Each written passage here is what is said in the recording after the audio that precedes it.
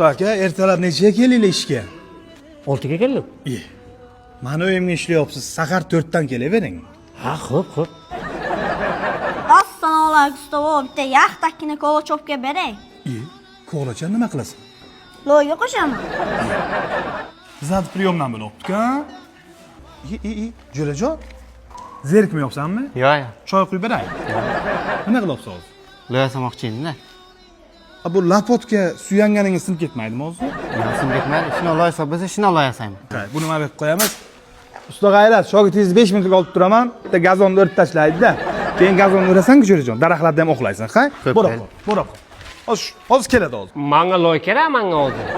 Qachon bo'lasiz ishladdi? Shu bugun keldi. Asosan meni qilolmaysiz. Siz ham usta odamsiz, siz ham tushunishingiz kerakdi. Yo'q, tezroq ishlash kerak-da, meni ichim qiziydi, akajon. Buna qo'ying, ha? Tezroq. Qanaqa odam bu tushunmaydi. Usta g'ayrat, necha soatga obed qilib bo'lasizlar? Shu 1 soatga ketib qolsa kerak. 1 soat, ha? 1 soat. Shuni 20 minut qilish iloji bo'lmaydi. Qo'ysangiz, o'sh deylik. Tezroq bo'linglar, aka. Ish qolib ketyapti-da. Bo'la qoling.